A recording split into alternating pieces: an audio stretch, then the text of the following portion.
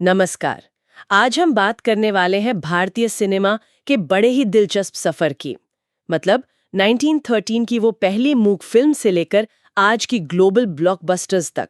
हमारे पास जो जानकारी है वो इसके इतिहास, इसके मोड़ और कुछ सबसे बड़े नामों पर अच्छी रोशनी डालती है। बिल्कुल। और हम सिर्फ टाइमलाइन नहीं देखेंगे, बल्कि ये समझने की कोशिश करेंगे कि ये सफर शुरू कैसे हुआ, वो कौन से अहम मोड़ थे, और हाँ, खास तौर पर सलमान खान, शाहरुख खान, आमिर खान, इस तिकड़ी का इंडस्ट्री पर क्या असर रहा है। हाँ, मकसद यही है कि भारतीय सिनेमा की इस पूरी यात्रा को समझें और देखें कि आज ये दुनिया में कहाँ खड़ा है। सही। तो चलिए शुरू करते हैं। ये सोचना भी अजीब लगता है ना कि 1913 में दादा साहेब फाल्के ने राजा हरिश्चंद्र से जो शुरुआत की थी, भारत की पहली फुल लेंथ फीचर फिल्म, हाँ, वो आज इतना बड़ा एक पूरा सिनेमैटिक जंगल बन गया है। और वो तो बस शुरुआत थी। फिर आया 50s और 60s का दशक, जिसे अक्सर गोल्डन एरा कहते हैं। अच्छा, स्वर्ण युग। हाँ, राज कपूर, गुरुदत्त, मीना कुमारी जैसे कमाल के कलाकार उभरे।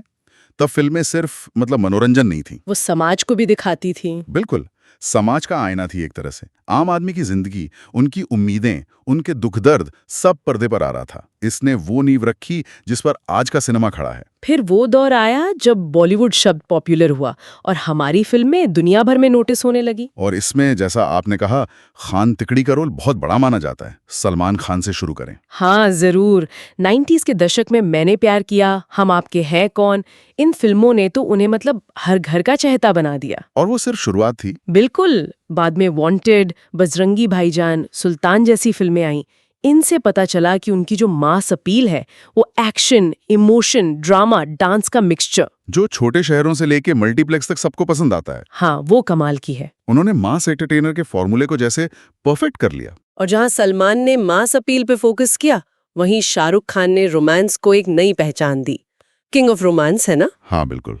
डीडीएलजे से लेकर सोचिए 2023 में पठान और जवान तक उनका चार्म अभी भी कायम है। लेकिन सिर्फ रोमांस नहीं, Swades, Chak De India, My Name Is Khan जैसी फिल्में भी की। सही कहा। उन्होंने दिखाया कि वो अलग तरह के थोड़े सीरियस रोल भी कर सकते हैं, और उनका असर सिर्फ इंडिया में ही नहीं रहा, वो शायद हमारे सबसे बड़े ग्लोबल फेस बन गए। हाँ, 2023 की जो ग्लोबल सक्सेस थी पठान, जवान, डंकी की, उसने ये बात फिर साबित कर दी। बिल्कुल। उनका स्टारडम वाकई सरहदें पार कर गया। और फिर है आमिर खान, मिस्टर परफेक्शनिस्ट। हाँ, उनका अंदाज थोड़ा अलग। लगान का ऑस्कर तक जाना, वो तो एक मील का पत्थर था भारतीय सिनेमा के लिए। उसने दुनिया को दिखाया कि हम क्या कर सकते हैं। एकदम। लगान ने जैसे दरवाजे खोल दिए। और फिर तारे जमीन पर, 3 इडियट्स, पीके जैसी फिल्में, ये सिर्फ पैसे कमाने वाली मशीनें नहीं थी। इन्होंने समाज में बहस छेड़ी। हाँ बिल्कुल। इन्होंने सामाजिक मुद्दों पर बातचीत शुरू की। आमिर ने ये दिखाया कि कमर्शियल होकर भी आप सोचने पर मजबूर करने वाला सिनेमा बना सकते हैं। थोड़ा सब्र वाला काम, पर असरदार। तो अगर तीनों को साथ देखें तो क्या ये कह सकते हैं कि उनका असली कमाल सिर्फ उनकी अपनी अपनी सक्सेस में नहीं, बल्कि इसमें था कि उन्होंने मिलकर 90s में सिनेमा को फिर से यूथ कल्चर का सेंटर बना दिया। ये अच्छा पॉइंट है। हाँ, कह सकते हैं। उस दौर में जब टीवी वगैरह हावी हो रहा था, इन तीनों ने मिलकर सिनेमा को फिर से कूल बनाया। अपने अपने अंदाज में दर्शकों को वापस थिएटर तक खींचा। फिर 2000 के बाद हमने देखा कि कहानी कहने का तरीका भी बदला, कंटेंट पर ज्यादा जोर आने लगा। हाँ, सत्यजीत रे जैसे दिग्गजों की जो विरासत थी, उसको आगे बढ़ाते हुए रीजनल और इंडी फिल्मों ने अपनी जगह बनाई। जैसे Gully Boy, Article 15, The Lunchbox, Masaan, कितनी ही फिल्में हैं। इन्होंने दिखाया कि अच्छी कहानी किसी भी भाषा, किसी भी बजट में कही जा सकती है। और इन्होंने बॉलीवुड के स्टार सिस्टम को भी एक तरह से चैलेंज किया, बताया कि भाई कंटेंट ही असली किंग है। और इसी दौर में दक्षिण भारतीय सिनेमा का भी जबरदस्त उभार देखा हमने। बिल्कुल।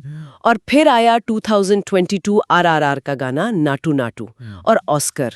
वो पल तो कमाल था। हो हाँ, उसने तो जैसे पूरी दुनिया में ढिंडोरा पीट दिया भारतीय संगीत और सिनेमा का। ये दिखाता है कि भारत में एक नहीं, कई फिल्म इंडस्ट्रीज हैं। हाँ, अलग अलग भाषाएं, अलग अलग स्टाइल। और दुनिया अब इस हुनर को पहचान रही है।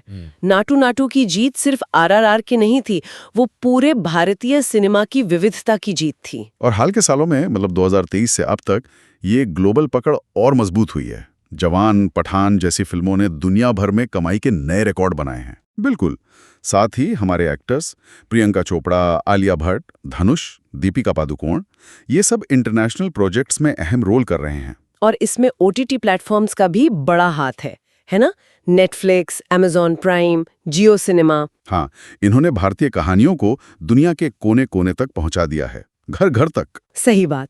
तो 2024-25 तक आते-आते भारतीय सिनेमा सिर्फ एक रीजनल चीज नहीं रहा, ये एक ग्लोबल कल्चरल फोर्स बन गया है। तो अगर संक्षेप में देखें, दादा साहेब फाल्के की पहली कोशिश से लेकर खान तिकड़ी के दौर तक, पाथिर पांचाली की कला से लेकर पठान के एक्शन तक, सिंगल स्क्रीन से हमारी स्ट्रीमिंग स्क्रीन तक, हाँ, भारतीय सिनेमा का ये सफर वाकई कमाल का रहा है, बहुत प्रेरणा देता है। वो सपना जो 100 साल से भी पहले शुरू हुआ था, उसे अब पूरी दुनिया देख रही है, सराह रही है। और चलते चलते एक सवाल छोड़ जाते हैं सोचने के लिए।